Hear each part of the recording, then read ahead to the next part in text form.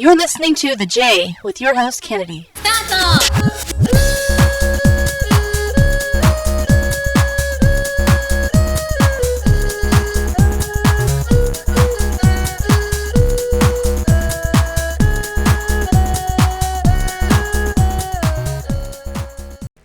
Hey, what's up, everyone? Welcome to The J, the Tetsudo Mokei podcast edition, episode 26. How's everyone doing today? I know that quite a few friends made the trip to Japan for Anime Japan, and hope everyone there had a fun event. I know quite a bit of people also went there just to see the cherry blossoms, and hopefully you were able to. I know that a lot of places were in full bloom, and they had a big amount of rain, and usually that tends to be the start of when those cherry blossom petals are gone. But hopefully many of you got to see it, and for those who are traveling this week or next week, because usually that's when you usually see the cherry blossoms, you'll be able to see it in other areas. It's just I'm not sure in the Tokyo area if the rain tend to got rid of those cherry blossom petals. So hopefully not. Hopefully you all have a chance to see it. Again, I've seen it later through driving through the more north you go, you'll get to see it. So even if you're in the Kanto area and you go up to Nikko or somewhere where there's a colder climate, you'll see the blooming usually happen around this week or next week. So yeah, you still have a chance, because the northern locations of Japan tend to get it a little later for the cherry blossoms. And the Hanabi events, again, you can go to I recommend, if you're going to Tokyo, visit my friend Kenichiro's website at Welcome Japan. Runs the event, and tends to have a lot of events for a lot of people who are touring Japan for the first time and want to have a social event. Definitely check that out. Okay, so what's going on with my diorama? So one of the things I wanted to bring up is that I've been experimenting with LED lighting. This LED lighting right here are like string lights that are connected to a 3 AA batteries. It's interesting because I just got new ones that do not require AA batteries. They can be plugged into a USB. And I wish I had that earlier, but it's all good. I can still utilize it on the other side of this Shinkansen double track. Another thing I started doing is that I took out a lot of those single LEDs and I put them on the smaller structures around the side or right here. So I put the lights there while I started to utilize for these buildings. I started to utilize the lights that I forgot what they're called now, but I think I talked about it before. But puck lights, that's it. The puck lights work great, and I like it because they could be changed by remote control, and you could change the colors of the LED lights. The only caveat is that you're going to have to remove probably 2 floors of the plastic from each of these buildings here. It's not a problem. It doesn't really affect anything. You might have to push things up in place, or use a little rubber glue or rubber cement or modeling, anything that just to keep it in place. But the puck lights are attached by 3M. Batteries need to be changed, which I think it takes about 2 or 3 AA's or AAA's. But it's not a big problem. I would rather have the comfort of controlling things via remote than having to drill and wire, because I'm not good with that stuff. It's bad enough that with these buildings right here, where I do have wiring, especially the big high-rise, it just takes a lot of effort, because I have to go in and hit the button and sometimes just to get to it, I have to remove the building out of the area, and it becomes a bit of a hassle. Nothing too major, but yeah, it's just a little pain in the butt.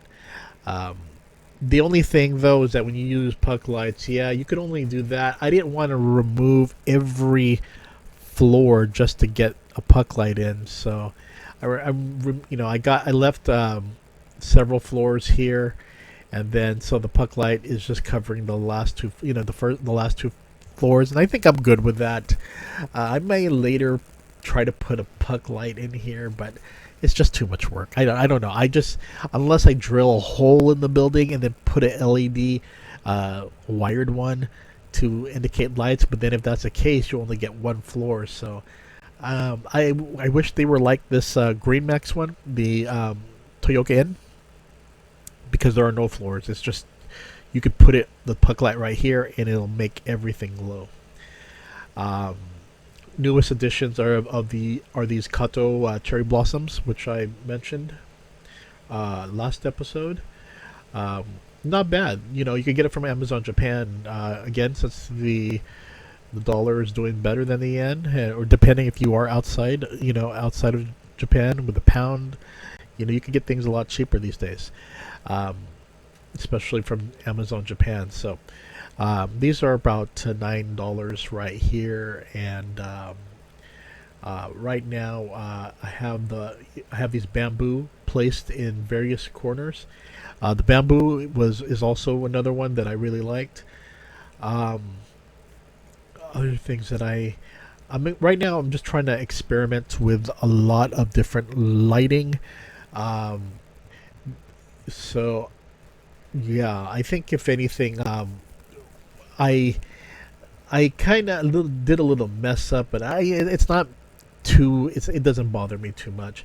Before, I used to have tape running around here, but the tape that never holds to the plastic, so I started just putting little dabs of modeling cement. I mean, I could easily pull it off, but it's how it is. So you get some it's not consistent in terms of how straight it is. So you see this part right here, so it's a little bummer, but I mean, I guess I could fix it. It's just it's just a little bit more hassle work. Other than that, yeah, I'm pretty cool of how things are being developed right now. I'm actually removing the certain. I'm actually gluing some of the little minifigures and removing the little tacky underneath. I know some people use those, but I notice with tacky, sometimes sometimes it works well, and sometimes it doesn't. It also leaves, when you do photos, it leaves this big glob of clay looking or tacky stuff that it's not for me. So I ended up taking that out. Haven't done it all, but it's going to take some time. Because just every time I watch a video and where people are placing their minifigures and they just put it down there really quickly, I mean, that's really cool how they're able to do that. But every time I do it, it seems like I have to go through it several times because they keep on tipping over. So I'm not exactly sure, how they get it so perfect, but it seems like it's somewhat of a test for me. So, but yeah, that's what I'm running.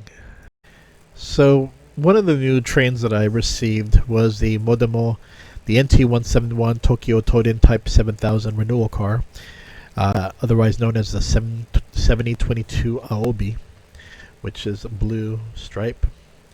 I like the fact that everything has these 7000 series has the stickers pre-applied, so you don't have to do it yourself. You do get lighting on the sign and the lamps, which is a plus.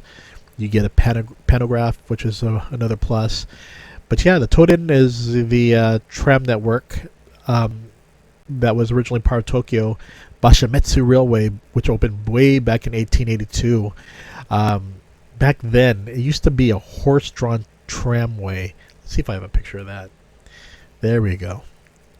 So this one operated between Shinbashi and Nihonbashi in 1882, and it was actually a major success. But while it was a convenience, it cost a lot of money to raise the horses, and with the increase in population and passengers, the companies couldn't expand to meet the needs of a growing population. So there were also problems because the horses would damage the road surface, the dirt, and manure started filling the streets. So it was, while it was convenient to have this new form of transportation, it also became a hindrance once the demands grew. So let's see here, it was like 7 years later, in 1889, new technology from the U.S. was shown and demonstrated to at a major like train or major like engineering event,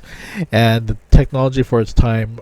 The electric railway was not yet approved, but seeing the positive having the electric railway and seeing what the capabilities, especially seeing what was done in the U.S., the Kyoto Electric Railway utilized it in 1895, and it would later quickly spread throughout Japan.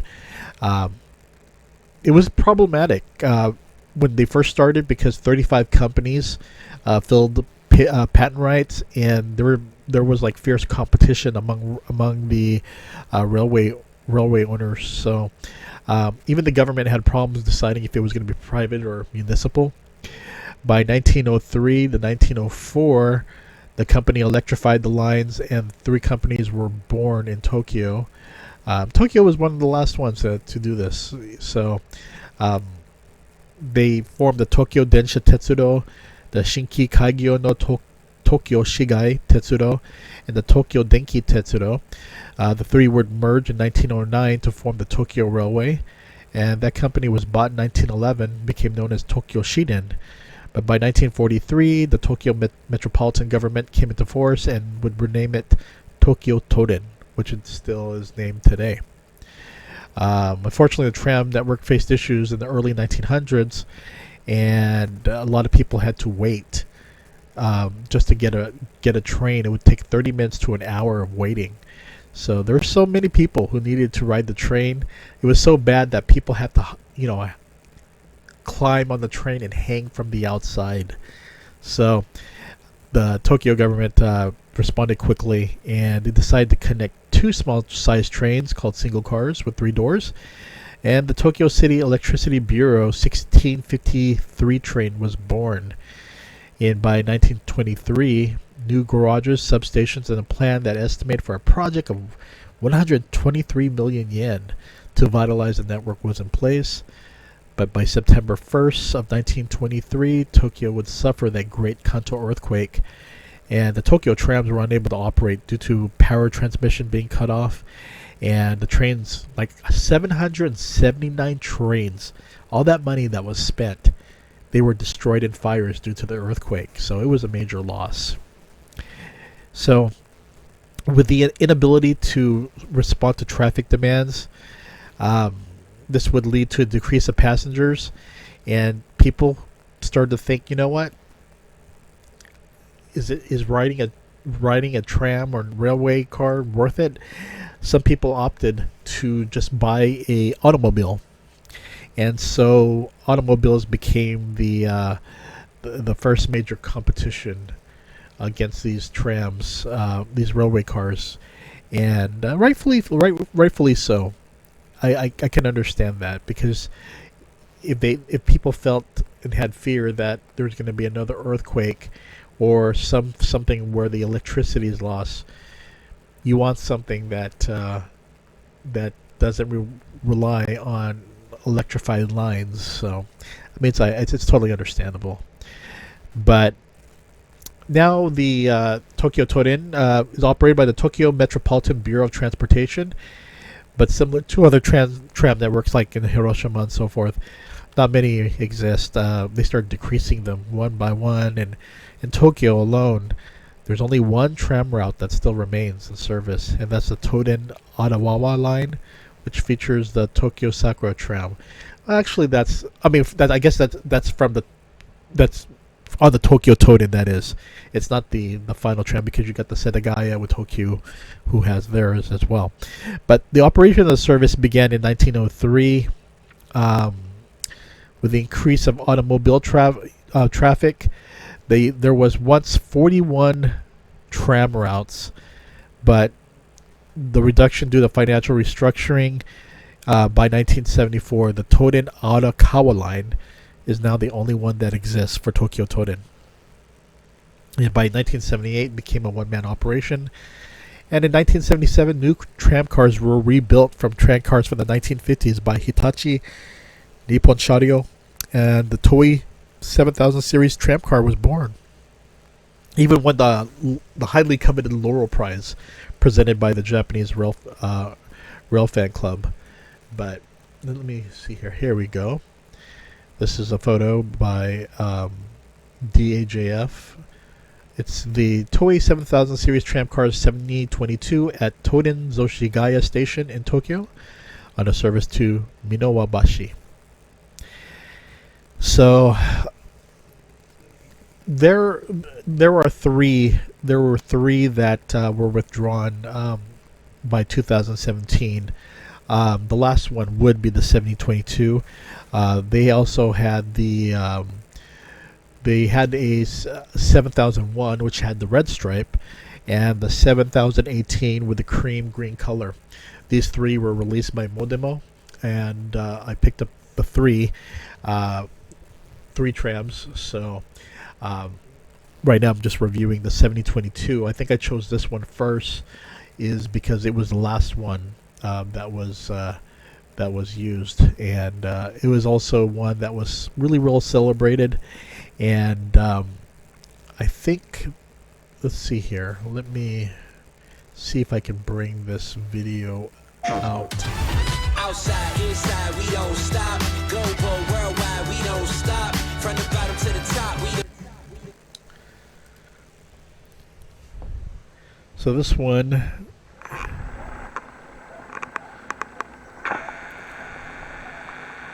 is the 7022.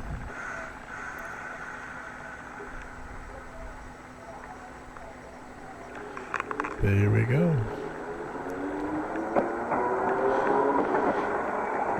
And I could just remember seeing this yellow train, either this or the 7001 often. There's the other. Well, this is similar to what the other one had with the green and white, or cream color and white. But yeah, that is the 7022. And let me bring this up right here. So this is the Modemo version right here. For those, again, who are not familiar with Modemo, this is a brand focused on trail lines for the company Hasegawa. Hasegawa is possibly one of the biggest model makers in Japan. And they specialize in warplanes, cars, figure models, and more. But this is a paired vehicle that has LED lamps in the front and the rear. As always with Modemo trams or trains, they're not miniaturized like Tomix or Kato, so you're going to see the big motor right here in the center. But the way I look at it is that if you really want trams, Hasegawa Modemo is the way to go. Kato also sells a few, which is cool. But they're the ones that have the ones that I've been looking for, and that's why I do get Modemo. They really don't require too much effort. They run perfectly on both Tomix and Kato tracks, and I have no problem with them whatsoever. Never had a problem with a Modemo train. They are very reliable. You have to like the arrows, how they go, telling you just an indicator of how they should be put on. The only thing that I don't like is the head marks. You do get the 3 head marks for the 3 trains that I mentioned, but and here's the one for the Aobi, the Sayonara one. But the only thing I don't like is that Tomix and Kato, yes, they are bigger companies, but they Kato has the magnetic head marks, Tomix has the plastic head marks, which you kind of have to glue on, or you can just add a little adhesive to stick on the front. But modemo are stickers, and you have to use a blade to cut around, and doing circular stickers are a little bit of a pain in the butt, but it can be done. But I really do prefer the more of the plastic head marks. It's much better. But yeah, this is the 7022.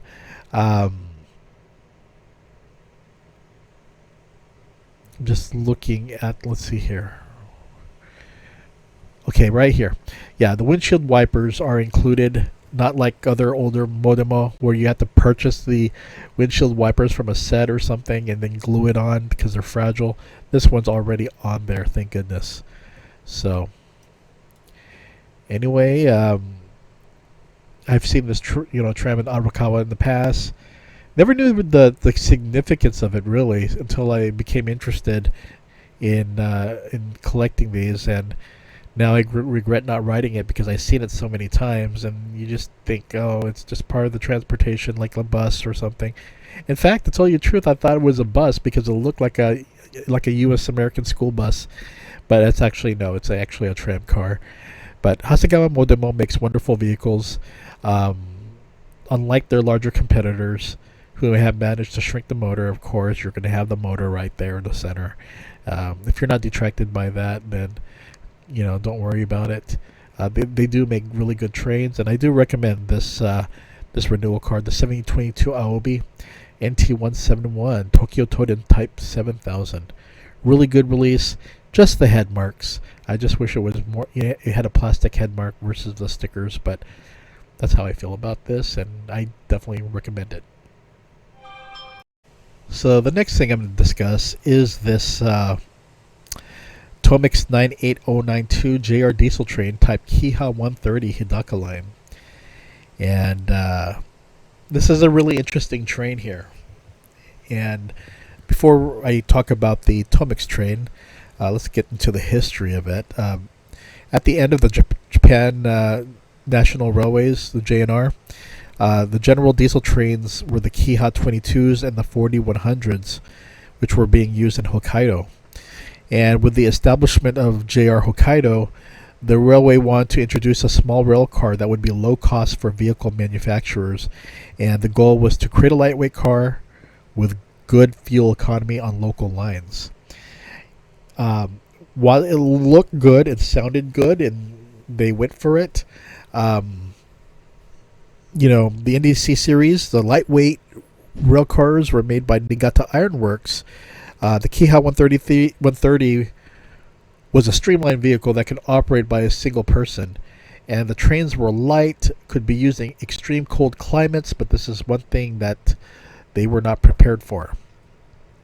They were not prepared for the complaints. People complained that it was too narrow and hard to get in, but I think the biggest problem were two things. One, salt water.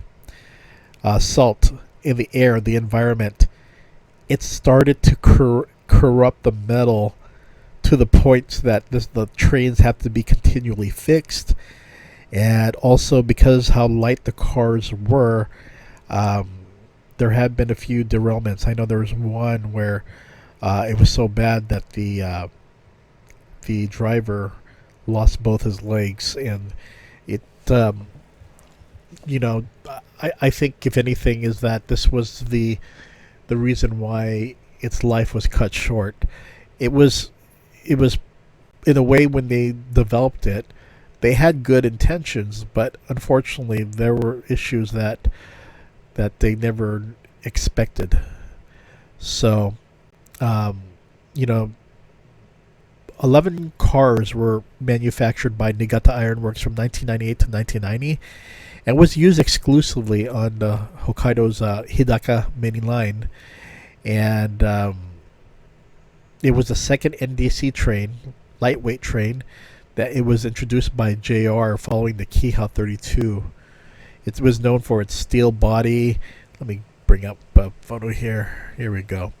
So the train was known for its steel body and a large double-layer single window, while its livery was white, lavender purple, and they call it mottled yellow bands. which is another term of spring green, yellowish green. You can't really see it here. Here it looks a little green. And they tend to have like different versions. You can see the Hidaka like ponies, but yeah, it operated on a 2-axle front bogie, which was an air spring type. Had a diesel engine with a high output of 350 horsepower. But the main thing about this train that it was lightweight and it improved acceleration performance. But again, JR Hokkaido never knew how big the problem of salt corrosion would affect the steel body, especially in a short amount of time. And this train, in a way, it kind of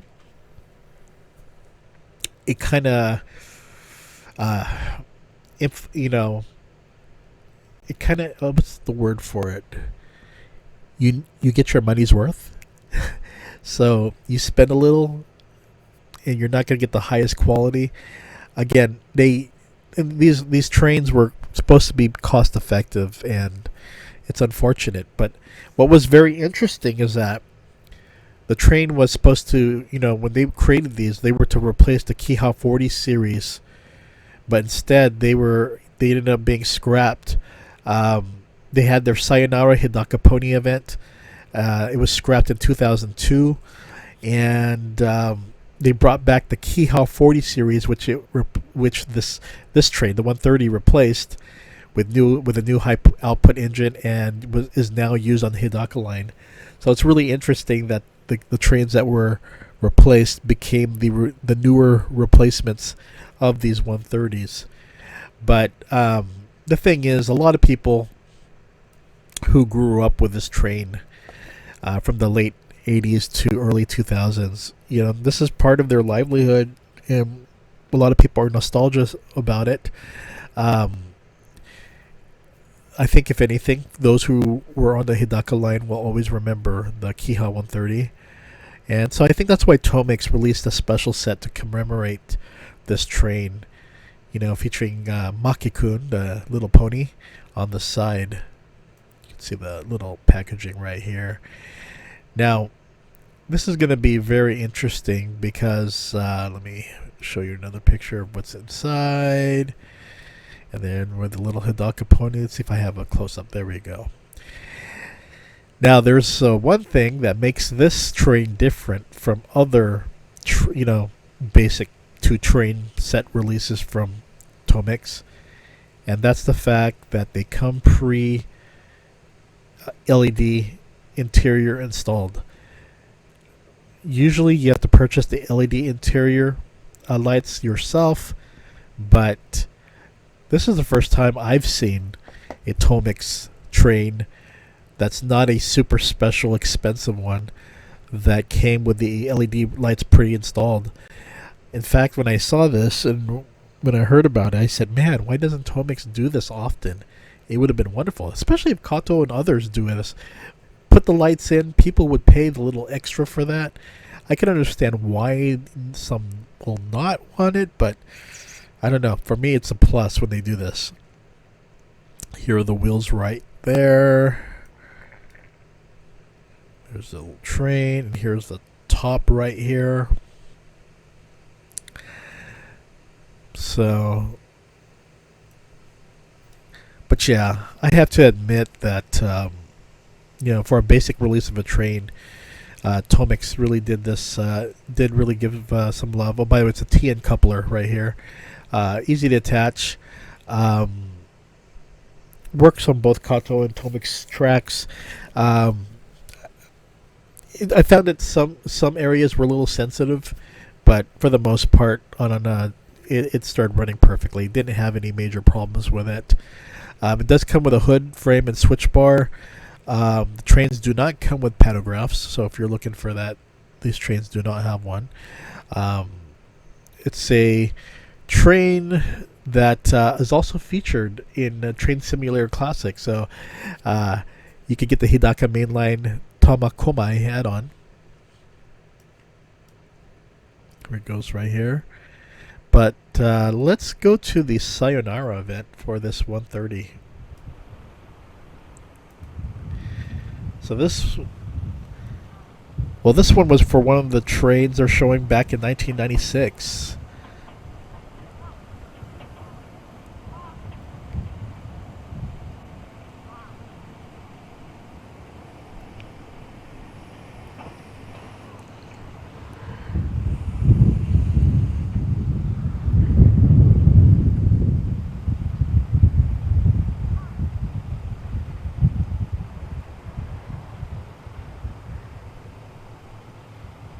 Old school rural right here.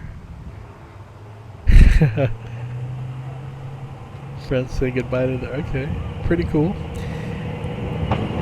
Classic vintage right there. Look at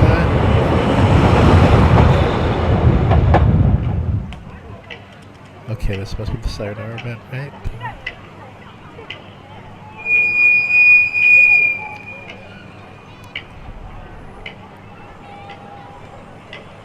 No, this is not the Sayonara event. Because the train was, I think, I'm not sure if it's maybe for this video. I think it's just more to celebrate the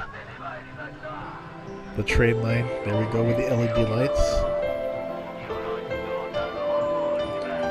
So I think maybe this is the local village. Maybe this is their town's like festival.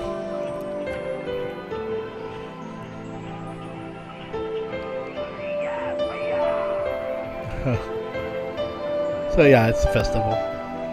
It's a Yosako, where a lot of competition people. Okay, here we go. We're getting now to the Sayonara event.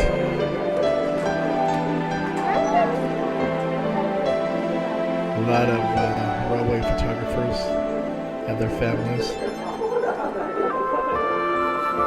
It's a lot of people.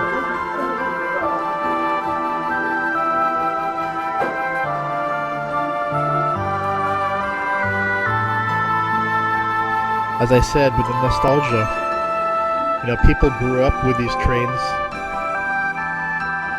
from 1988 and so on. Last run for the 131.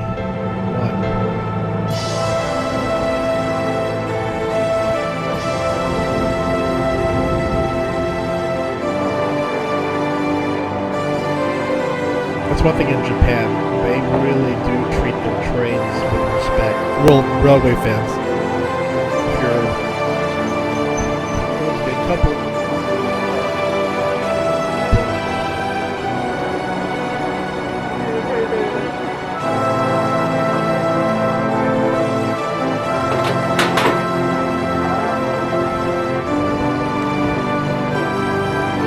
Just imagine being part of this event and just saying goodbye.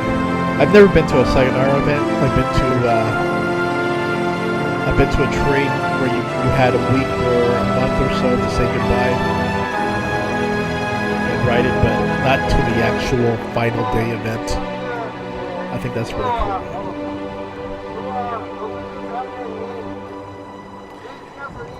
A lot of Tetsudo fans have said, the trains are like their idols. And I can see the high level of respect. One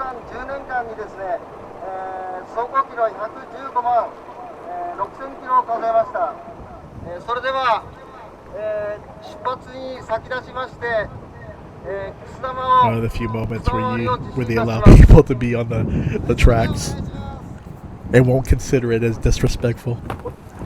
There we go.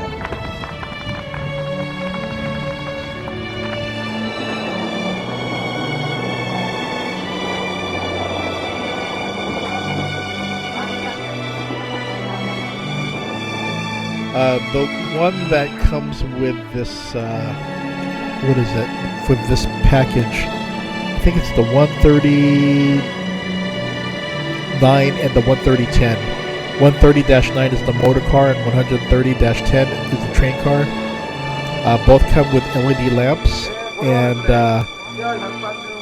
tail lights, so that's a positive right there.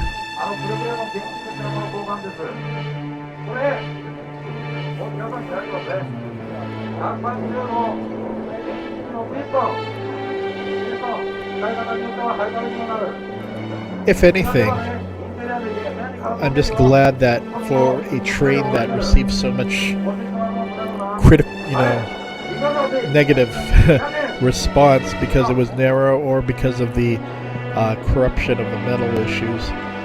I'm just glad that the people who grew up with this train were to send it off with a good, with a proper goodbye. I mean, you have trains that are, that receive negative comments, such as the 215 series, that JR just scrapped them without an event. I think, if anything, trains should be all respected, especially if they've been around for a long time. To pay, give people, at least a final way to say goodbye. That's, for me, that's a proper respect right there. So I like that. I like this video a lot. A little sad, but at the same time, they got some new trains on that line, so it's all good. Only thing that's, you think that there would be one preserved, but no, all of them have been scrapped. There's nothing left. So, but overall, this is a very good train. Again, you don't come across Tomix trains that come in with interior lights unless they're a special, release. But the fact that this one does is a major plus.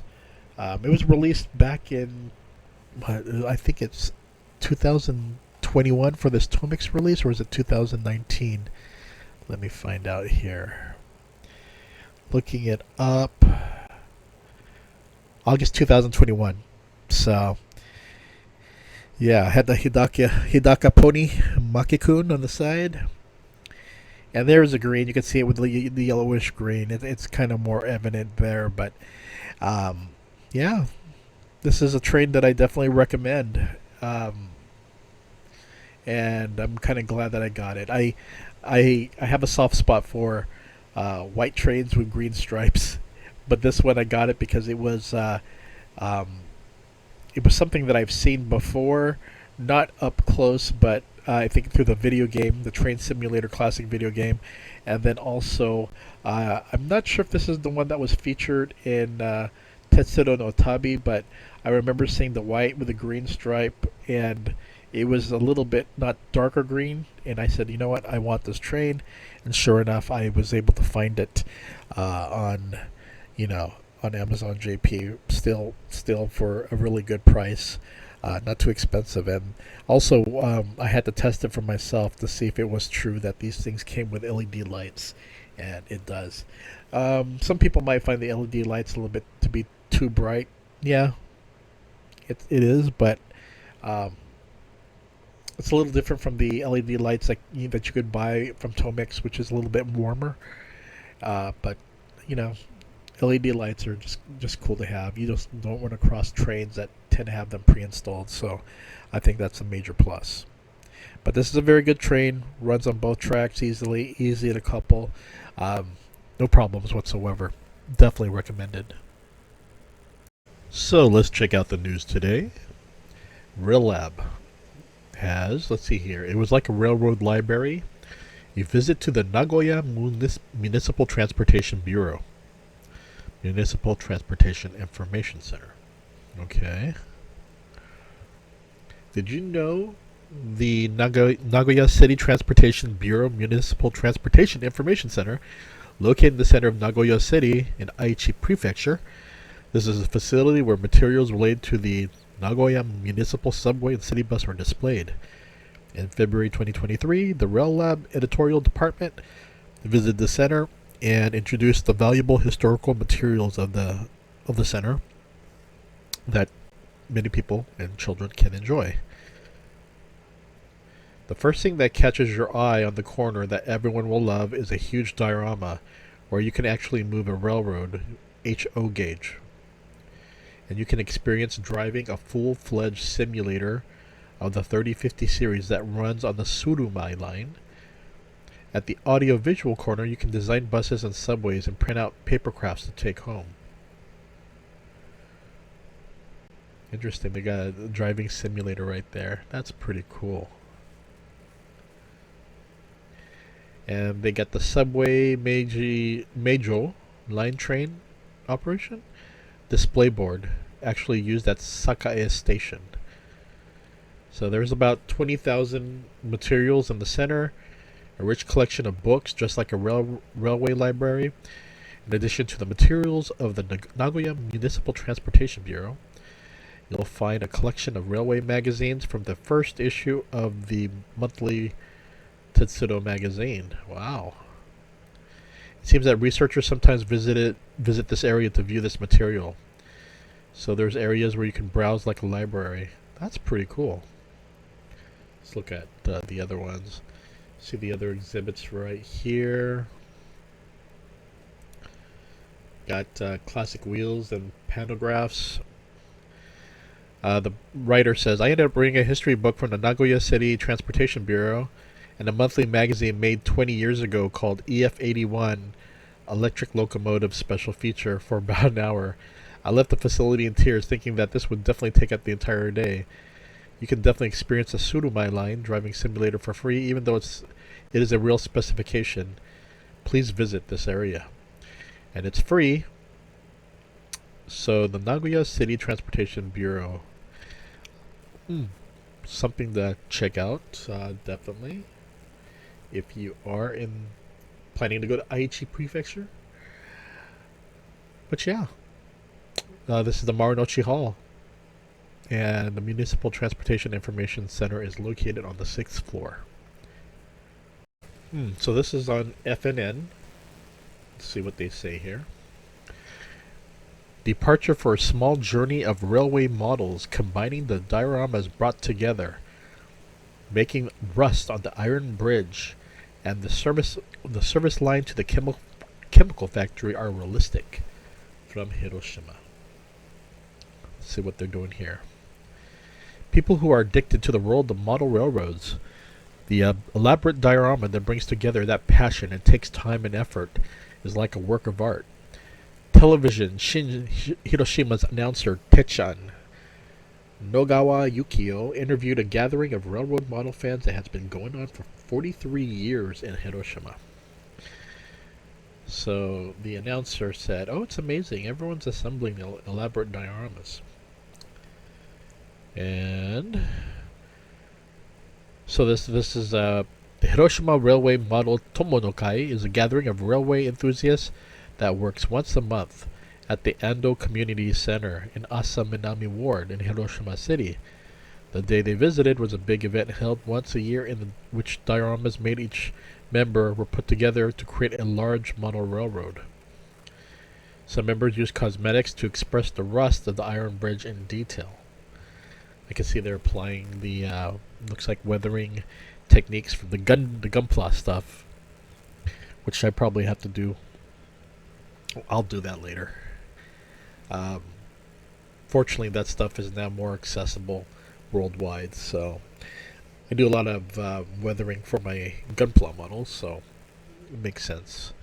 But this person's applying actually brown eyeshadow around the iron bridge to bring out the feeling of aging.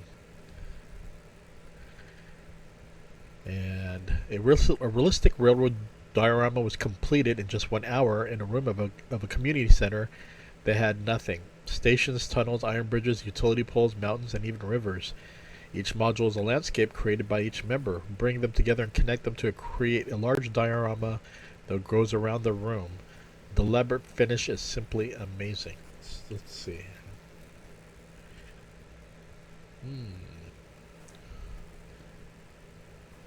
So they also created this lead into a chemical factory. So it's interesting here. Wow, that is detailed, hyper detailed. I'm not sure if I don't think they sell this stuff. Someone had to make this with a 3D printer or so. Not sure. This one uses a locomotive EF67, which was active in the steep section from Seno Station to Hachihonmatsu Station on the JR Sanyo line, which is commonly known as the Senohachi section, with the image of Senohachi crossing. The setting of the diorama also varies depending on the members, so this one is definitely nostalgic right here. The signboards.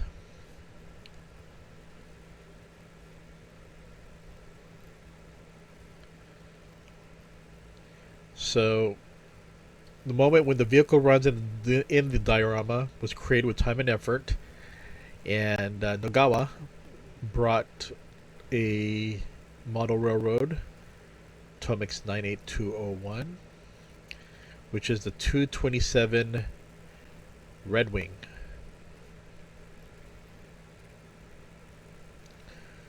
The model brought is the Engage 227 series train. So there you go.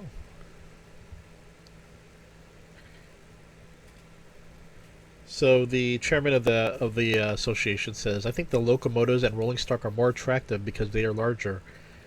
The announcer said, "Even with the model, you can hear the joint sound when passing through the joints, so-called clatter." Chairman said, "Sound is loud, so I think it's one of the attractions." Nogawa said, "I feel like I can eat a lot of rice just by listening to the sound." Yes, some people say they can drink sake. Okay, let's see what they're operating here. That's a pretty nifty case right there.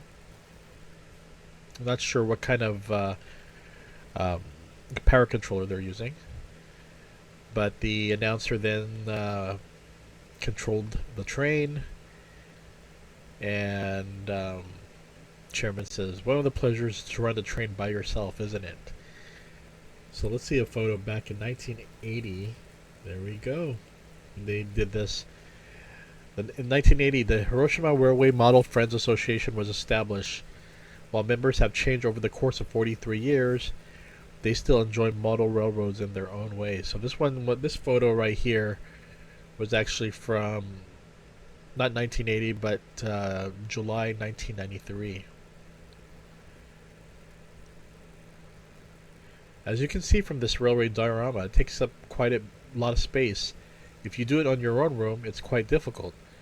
In 1980, a store specializing in model railroads opened in Hiroshima, and people gathered there to see what they liked. After a while, it became the flow. If we gathered so much, let's all form a meeting and make it an assembly type.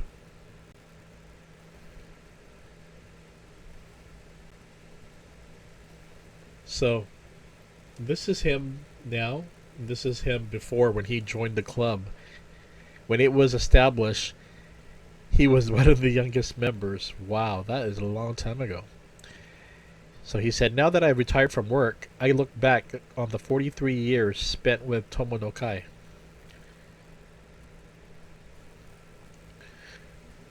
When you write the word railroad in kanji, you write money as lost and road. Wait, money as rail and road? No, lost and road. You sure lost a lot of money."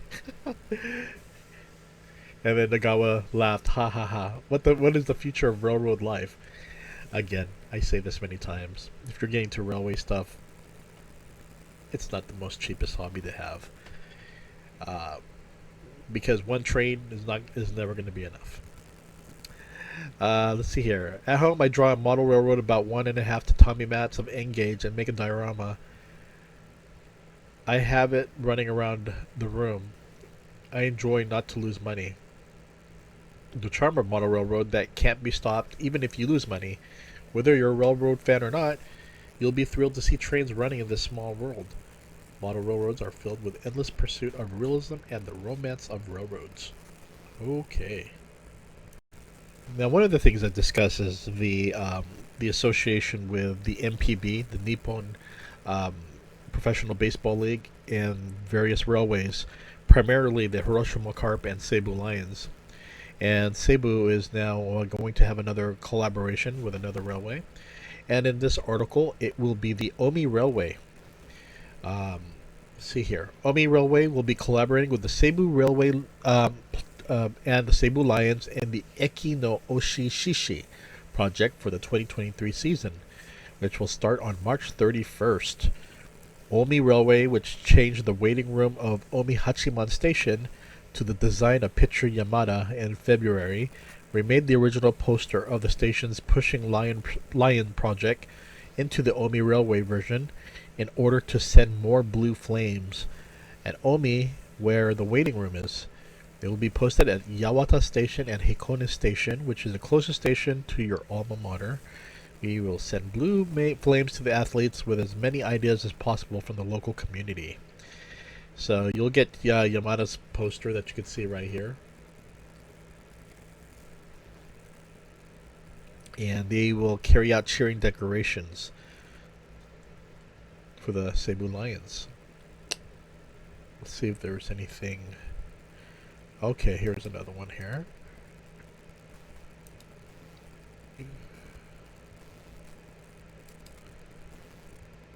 Let's see here. Let me get this all right here.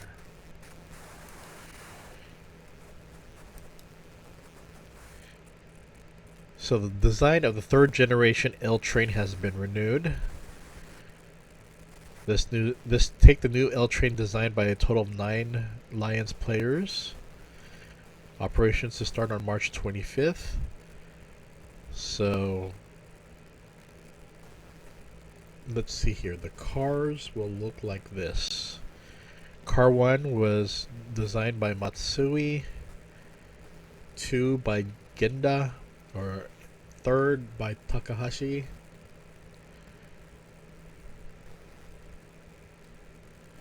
4th by Yamakawa, and the 5th by Taida. Oh, the 6th car, Tonozaki. How many are there? So there's just quite there's a good number. You got Kuriyama here. Oh my. Masta and Nakamura. So you can get more locations on this at the Sandaime L train, and definitely use the Cebu Line app. Wow, Cebu Line's got a lot going on. So there is let's see here. Let's bring it up. It's right here. So each station on the Cebu Line will carry out the Eki no Oshijishi project to support the athletes again this year.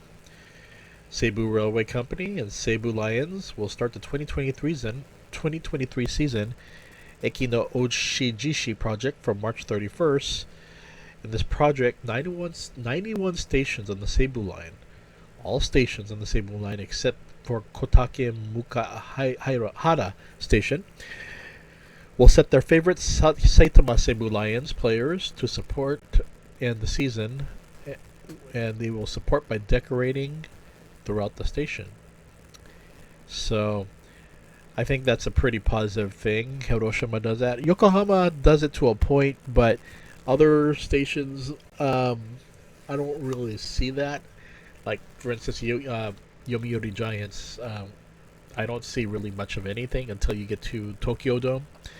The same thing with Tokyo Yakult Swallows. You don't really see anything unless you walk towards the Meiji station, the stadium. So I think that what these other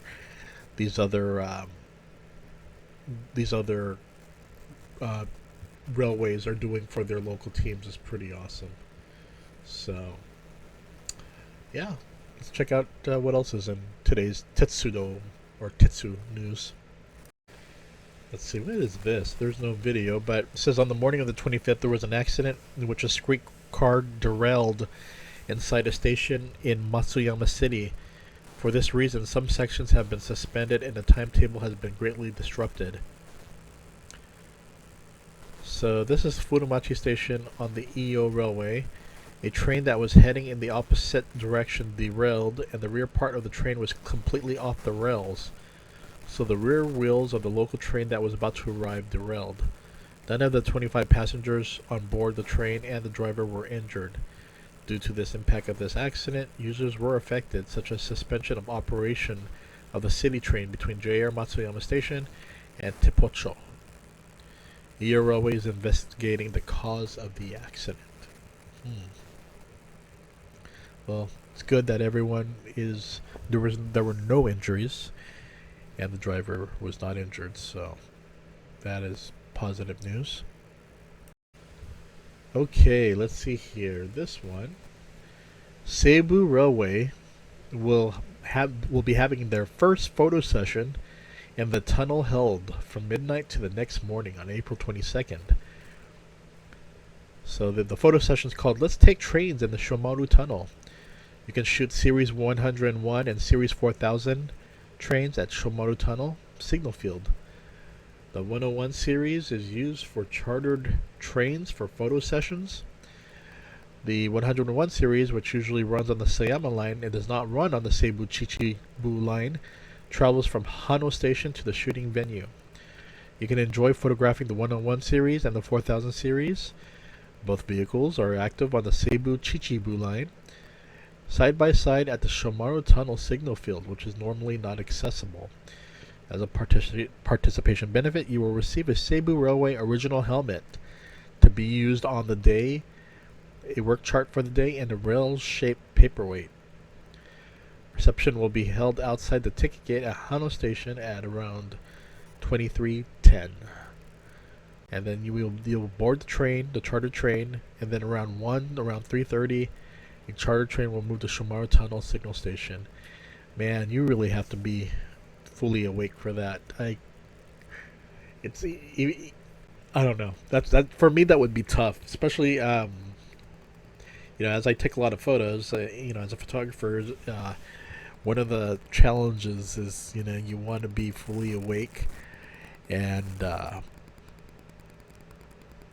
because eyesight tends to get worse during when you get sleepier, so you really got to train your body to do this photo shoot, since it's like in the wee hours of the morning from 1 to 3:50 a.m. Participation fee is about 22,000 yen. Wow, that is a lot, but I guess for the unprecedented access you get to take these photos, I guess it's a plus, and you get that nifty helmet. The number of recruits is 30. So, and you get 30 people. They said you could go as, you could sign in as with 2 people or 1 person. But, yeah. Interesting. So what's this one? This one is looks like a spring model train driving event 2023, the last day in the afternoon. Second part video posted by the Iwakura Model Railroad Club. We're going to check out a little bit.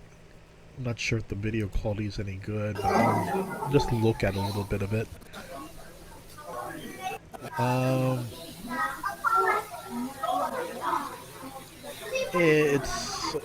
It's hard to see, but I could see the looks like a pretty cool railroad, especially with all the with all the lines there. But oh, that's very nice. Looks pretty large too. So I want to see this train running. Cool. I like seeing that. Oh, this is HO. Not engaged. Wow, that is hardcore. I see the Komachi, the Yamabiko.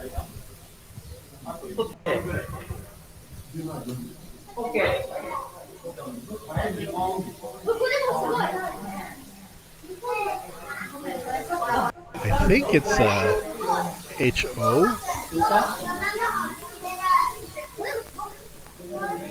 Yeah, because it's the structures there. The train is much bigger. Oh, look at that freight. So yeah, this has to be definitely an HO gauge.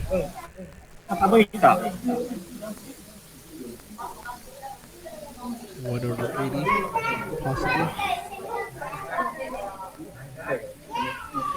That's pretty cool. Let's check out another video. So this one, reacting to Kazu0614's EF64 1000 JR Freight. New update color plus Koki 12 cars. Let's go ahead and check it out.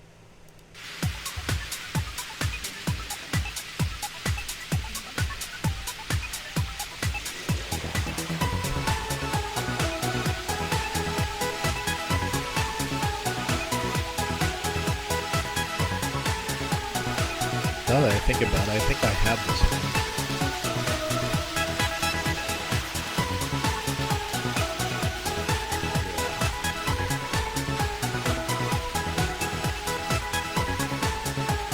Yeah, he has a lot of containers in there.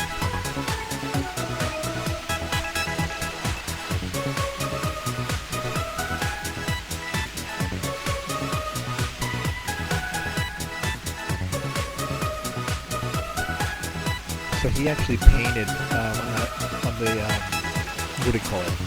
Those things white. Yeah. The gray, he just added the white color. Never thought about doing that.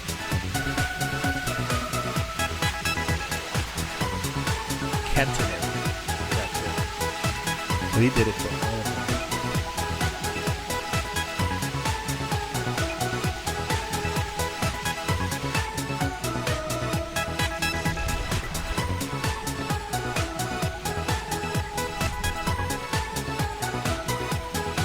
One thing I've wondered is how many dioramas really tried to push the realism by putting the actual cables for the catenary poles. I've seen someone do it before. I actually thought about doing that to add a little bit of realism, but then I realized maybe it's just too much work.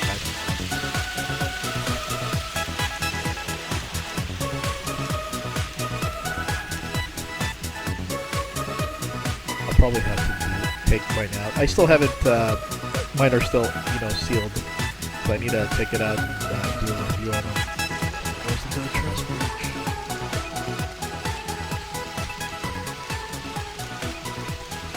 One thing, let me pause it right here. One of the things that I'm not sure why, but sometimes I could run many trains. I could run like dozens and dozens of trains. But there's always one or two trains that I have that tend to get stuck right before it goes into the tunnel, and yeah, it's I'm trying to figure that out in my diorama. I'm not sure if it's a certain joint that prevents it from going over. I'm not sure, but yeah, let's check out another video. So this next video is from Tajima Fantasy Diorama Railway. And the title, I tried running a model railroad at the rental layout diorama house in Toyoka City. Let's check it out. Love those structures there. Look like painted green max structures there. Got some of those classic structures. Ooh, look at that. Those tracks. Lawson, which I've never been able to have. I have three of the four company. Okay, let's check out this one. I'm not sure what it is. Meanwhile, let's check out to see what's happening in the U.S. The New Yorkers react to new subway cars with wider doors. Okay, let's check it out. Let's talk about your subway ride, because depending upon your line, it's going to look a little different, maybe a little nicer. Today, the MTA rolled out its new fleet of subway cars. First new cars in more than 5 years. News 4 was invited on board the first ride ever. And of course, who better to do that than Andrew Siff, who covers transit for us. He's in Inwood. Andrew. Yes, David, for now it is only on the A line. They're going to test things out for the no, but they're actually rolling brand new R211 trains, started here in Inwood, bound for the Rockaways this afternoon, and there were some commuters along for the ride. The train rolled into the station just before 2 p.m. 3, 2, 1. Then they celebrated the inaugural ride. What do you think of the new car? It's lovely. Like, it's very modern. It's very open, and I like it. This is a Kawasaki-built R211 train. The MTA purchased 535 of these cars, 20 of them open gangway, where you can walk between cars. A second batch on order 2 years away. The first order cost $3.2 billion. These new train cars enable us to run more service. The MTA chairman says the first run from Inwood to the Rockaways travels more than 30 miles and connects dozens of neighborhoods. It's a line that we have committed, we've prioritized for the new signals because we want to improve service on the A line. And it's the MTA's lettered lines due for the upgrade. On the W, for example, you still see R46 trains, which date back to the 1970s. It's definitely nostalgic, but I always, of course you think about the safety issue of it. The MTA got rid of even older R32s in 2021. Those trains from the 1960s with the signature bright metal stripes. And 2 decades ago, the Redbirds from the 7 train went to sleep with the fishes as barrier reefs off the coast. But now the new era has begun. The crew at the controls liking the smooth ride, digital displays, and wider doors for faster boarding. The 211 is a modern train because, we're in a modern era. The conductor taking his first time calling the stops very seriously. I really appreciate this opportunity to be the first conductor on the R211, and I'm going to rock it. But MTA officials vowing they won't face the unpleasant surprise of problems with these new trains, like they did when the R179s from a few years ago had malfunctioning doors. If there are teething pains, we'll be prepared to address them, but we don't expect so. In fact, transit officials say they had rigorously tested these R211s before putting them into passenger service. Now they're going to test them back By the way, and this is forth through between Inwood NBC4, and the Rockaways for the New next York. 30 days. If all goes well, there'll be many more of them on the A line. I think, if anything, it's a major positive. I think it's, again, they were using a lot of subways that were made in the 60s and 70s, so I think something new and modern is great.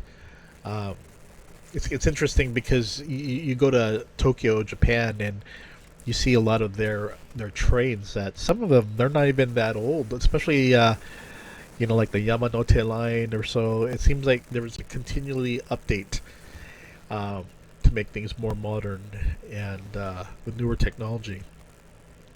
Japanese subways, especially in metropolitan areas, they have no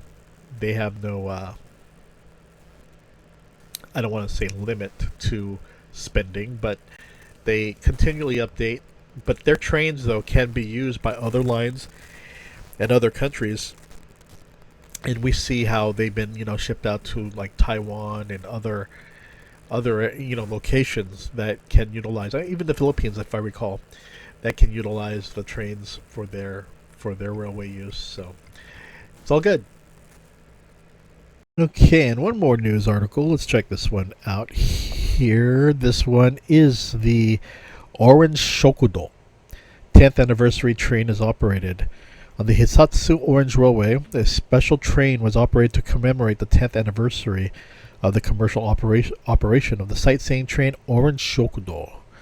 On Friday, March 24th, 2023, the train will run between Kagoshima Chuo and Shin Yatsushiro, and on Saturday, March 25th, between Kumamoto and Sendai. Wow. So the commemorative and the departure ceremonies were held at Kumamoto Station, and the departure of Orange Shokudo was signaled by Kumamoto's prefecture mascot character Kumamon. On both days, head marks with the 10th anniversary design were posted on the front and the back of the vehicle. That is so cool. Let's check it out here. The Orange Restaurant. Right there. That's pretty cool.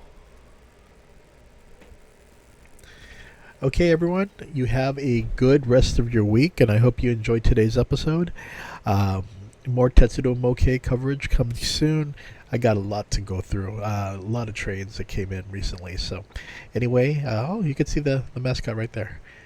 Anyway, you all take care, and you have a good rest of your week. Take care. Bye-bye.